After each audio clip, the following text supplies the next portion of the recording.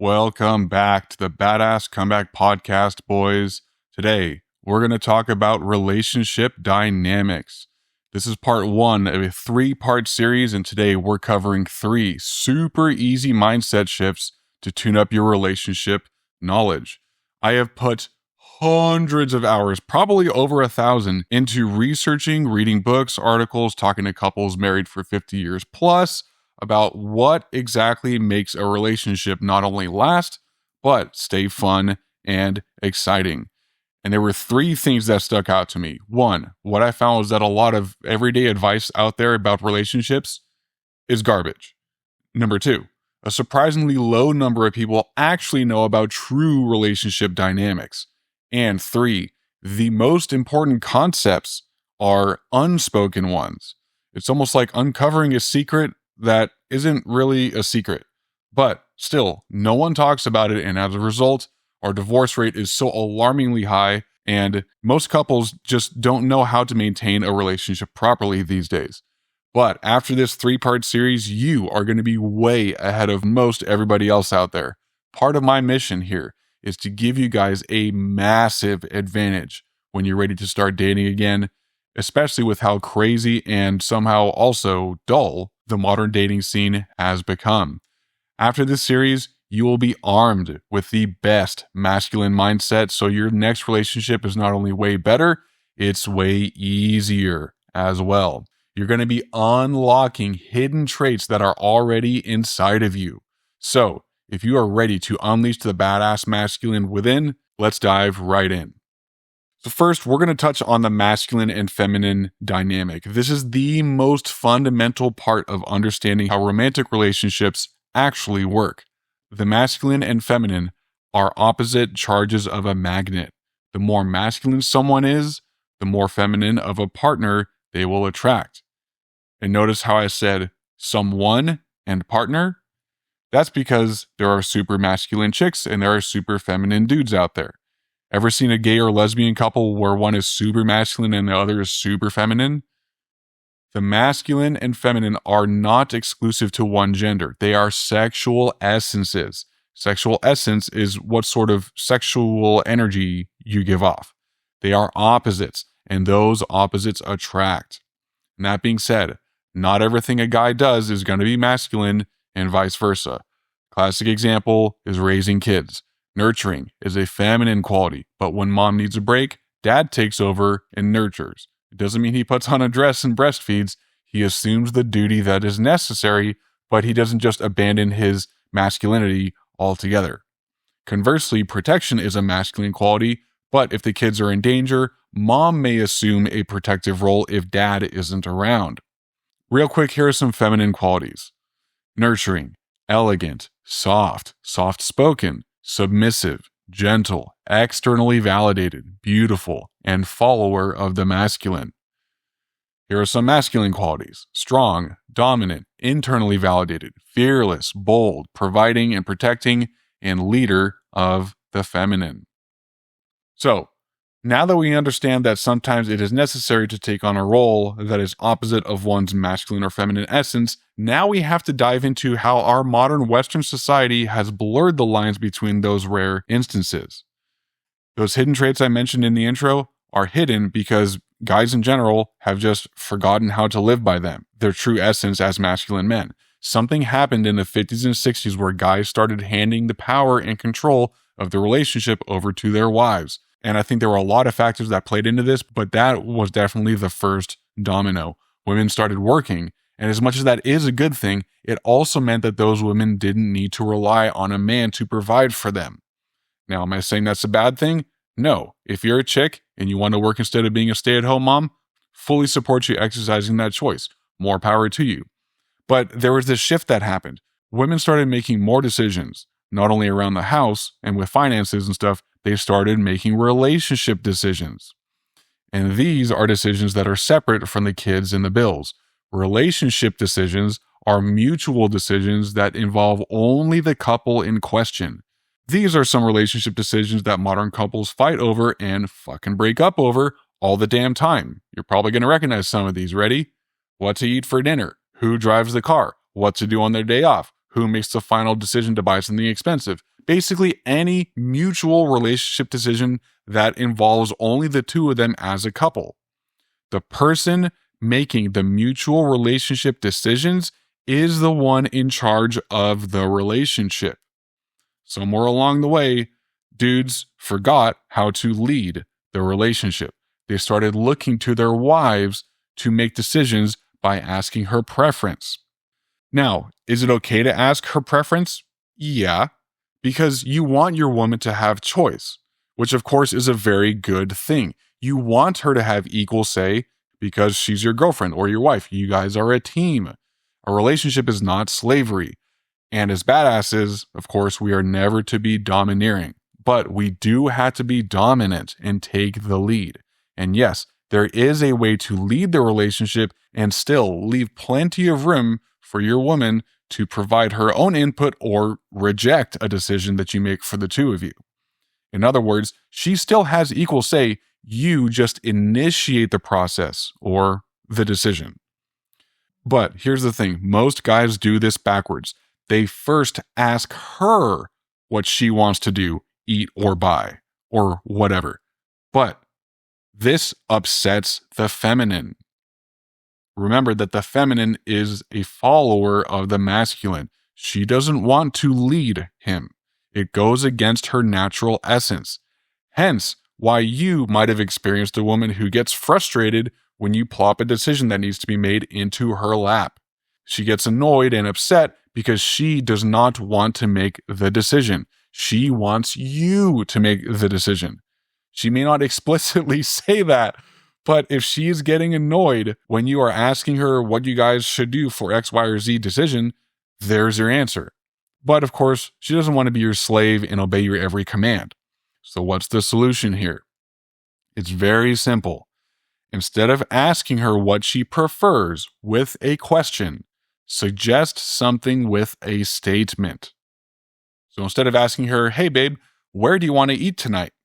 You think about a place that the two of you would like to eat and then you suggest it like this. Hey babe, we should get sushi tonight. Or, hey, let's go to that sandwich place later. Here's another one. On errand day, you have 3 stores to hit. Instead of asking which one she wants to go to first with a question, think of something that makes sense and then suggest using a statement. Hey, hon, we should hit the shoe store and then the home goods store and then the grocery store. Notice how these statements start with, we should blah, blah, blah, or let's blah, blah, blah. They are not orders or demands, but they are also not questions. They are suggestions. It's very simple, and it does 2 things very well. It does the masculine thing and provides direction. It also leaves room for her to counter your suggestion if she doesn't like it. Because if you just say, we're going to eat pizza tonight, that doesn't leave her much of a choice. If you suggest using the method above and say, hey, we should get pizza tonight, she has room to say something like, I'm not feeling pizza. How about something else? So now if she rejects your suggestion, you just rinse and repeat using another statement. Okay, let's try that new burger joint instead. Guys, taking the lead like this shows balls. And it may seem silly to try and prove your masculinity to your wife who's been with you for so many years, but for every masculine thing you do, even if it's a little decision on where to fucking eat, she becomes more and more feminine. The polarity intensifies, and that dynamic fluctuates from time to time. But the more you take the lead and make the decisions, the more connected to you she will feel. Making decisions is a masculine quality. The feminine wants to relax into your decisions because she trusts you to lead her in a direction that is best for the relationship. When you plop a decision into her lap, you're essentially saying, honey, please make the decision for me. You are putting yourself in the submissive role.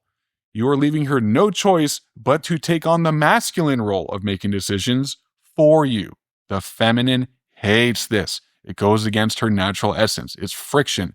It's kind of like when that one party pooper shows up to an event and drags the whole vibe down. You kind of just look at the person and go, That is how she feels when you ask her to take charge. And this goes back to our primal instincts. Women feel safe with a man who can protect them. If he doesn't know how to pick a restaurant, how in the hell is he going to be able to make a life-saving split-second decision when the two of them are faced with danger? And that seems a bit extreme, but this is how the feminine is wired. This goes back thousands of years.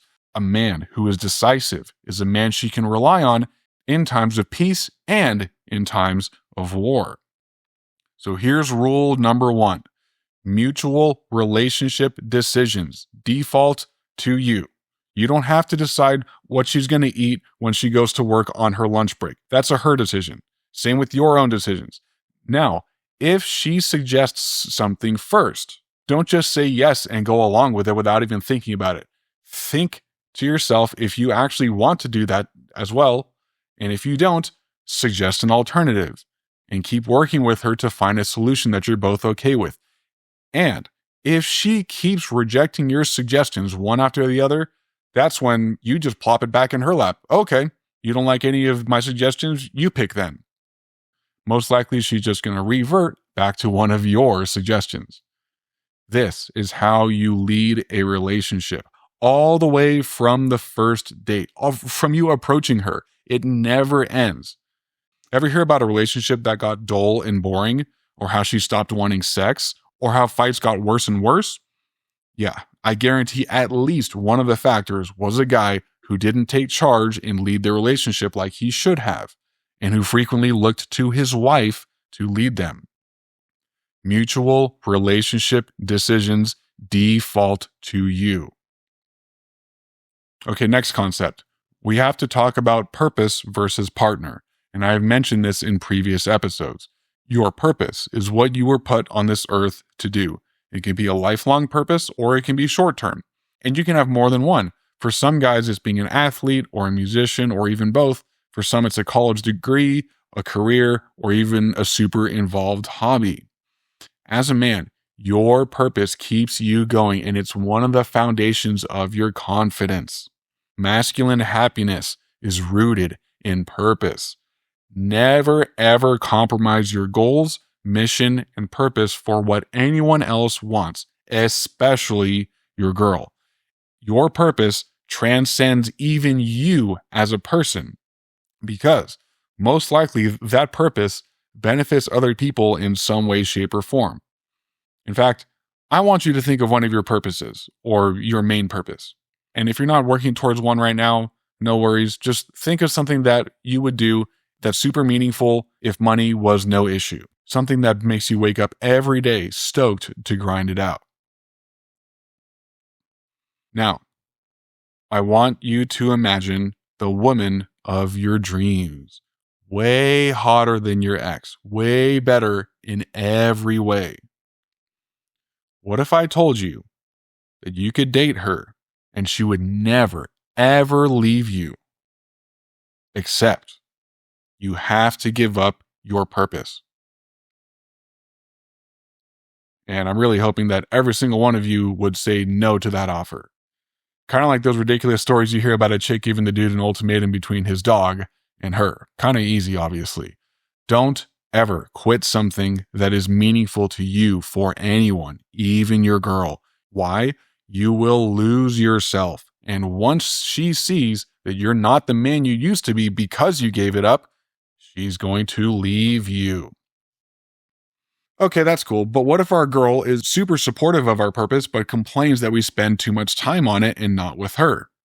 Well, this is where we must find a balance. The feminine is always going to want your time and attention as long as she's in love with you. In fact, she's going to want your time and attention so much that the two of you might be sleepwalking right into territory where you're spending too much time together if this is left unchecked. There needs to be a balance. You need to be putting in efficient work on your purpose. Efficiency means less time spent in general to get the same result or a better result. This can free up time for your relationship. Now, the time with her must also be quality, because if you're grinding all day and then you come home and your time with her is just sitting on the couch on your phones, that's not quality. Remember, you are the leader. Suggest something where the two of you can connect better. Go outside with no phones and a drink in hand and touch grass. Go for a walk. Take her out to her favorite ice cream place. I don't know. Get creative. The feminine wants time, but she will rarely tell you that quality of time is better than quantity of time. You work hard to provide, and you do work in your purpose that is changing the world, even if it's at a small scale. Hell yeah. Make the time with her count by putting a little extra effort into it. It goes way further than you think. You guys ready for a quick secret?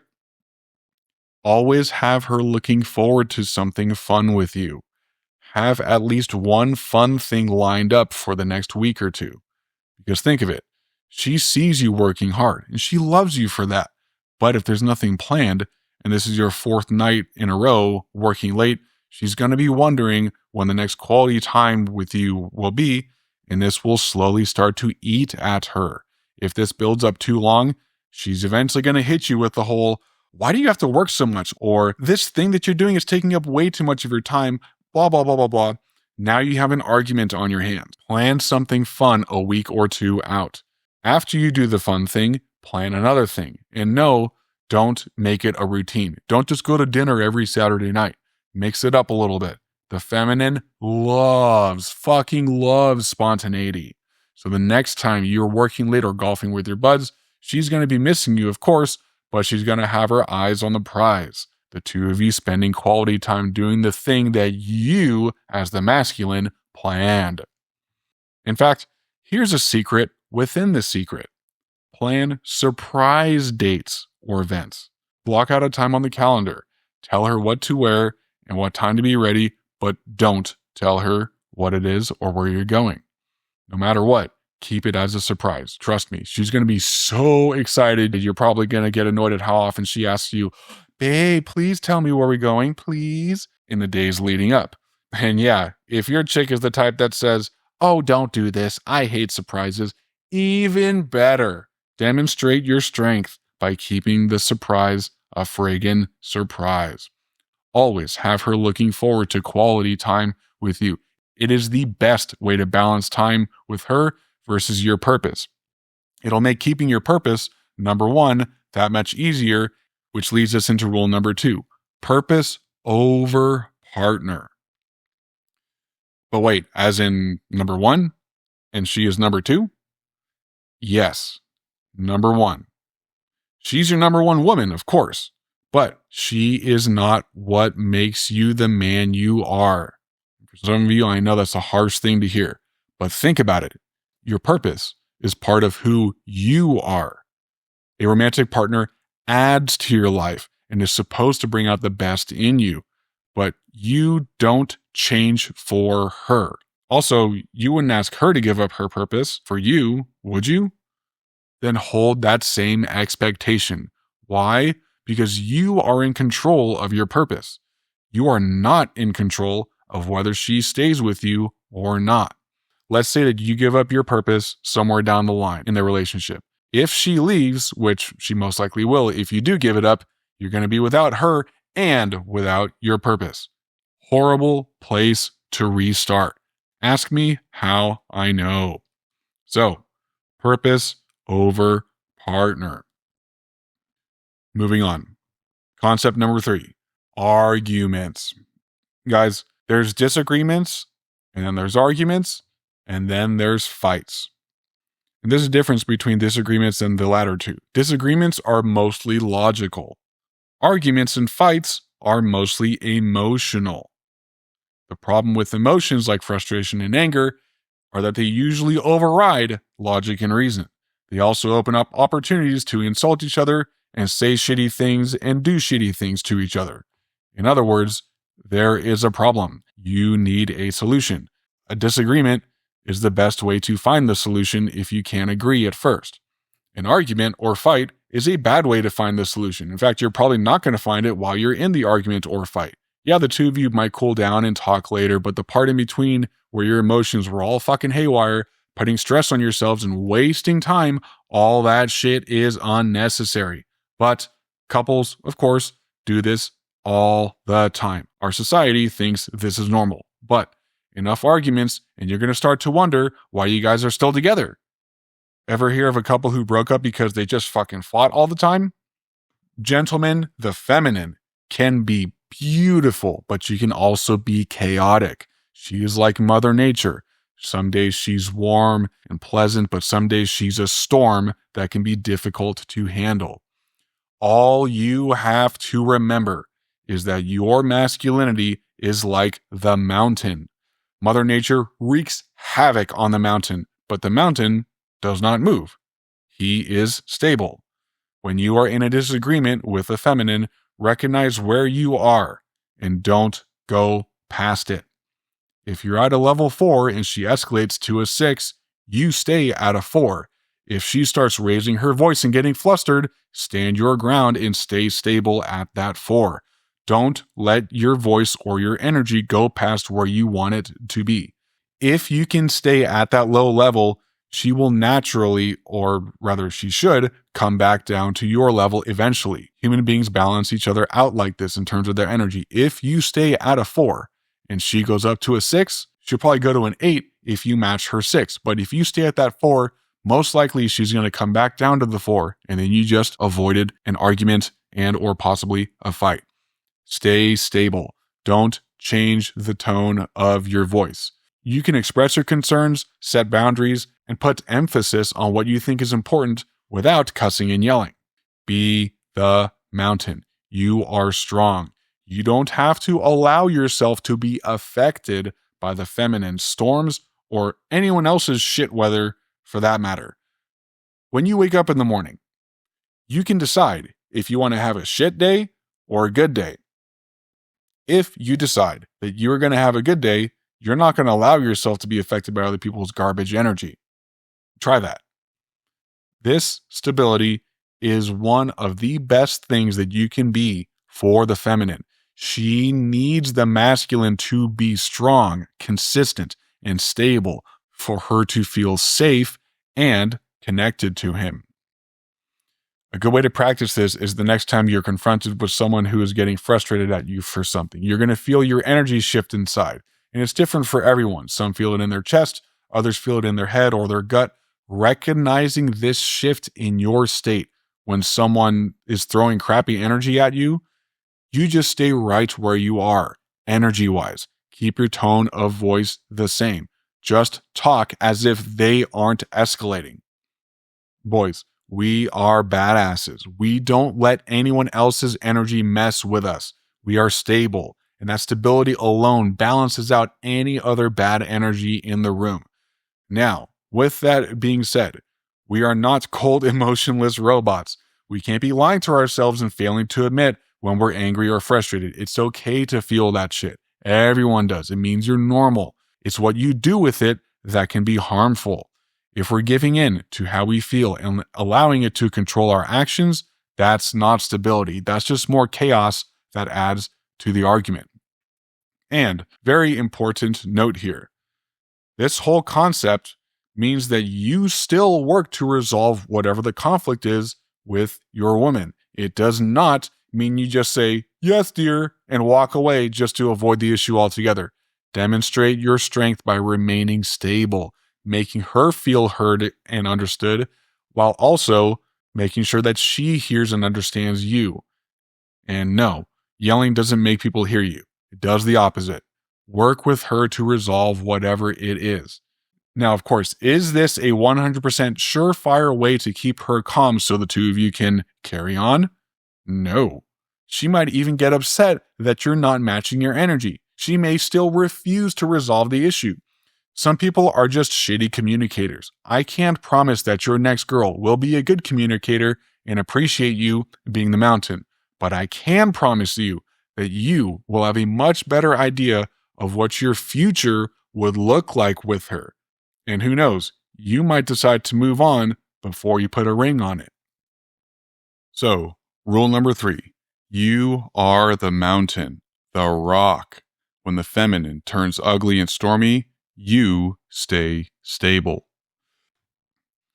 All right, guys, quick recap of today's rules. They were: mutual relationship decisions default to you, purpose over partner, and you are the mountain at all times, especially when disagreements pop up. Boys, we can't expect the feminine to be feminine if we are not being masculine.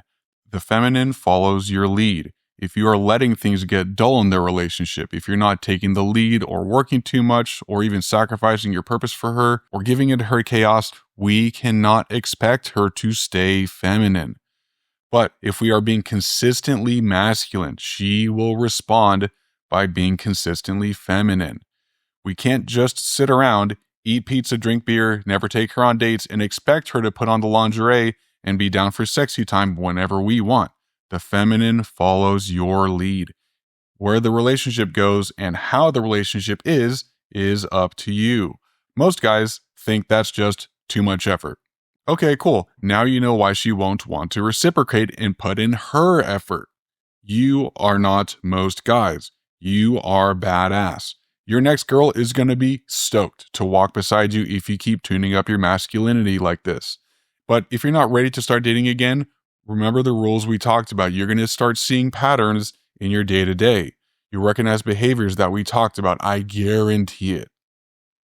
Finally, guys, remember that this isn't about you trying to be someone you're not. You already have this masculine relationship programming inside of you. All you got to do is apply it and everything will start to click. Everything I talk about on this podcast is geared to turn you into a badass. You have no idea what rewards are waiting for you. This is the time for learning. In fact, some of the concepts we talked about are out of that book I've mentioned before, How to Be a 3% Man by Corey Wayne. If you really want to come to understand relationships better than 97% of guys out there, read that book as many times as you can. I think I'm on read number 12 now. All right, guys, thanks for being with me. That's it for part 1. Stay tuned for part 2 coming next week, and I will see you then.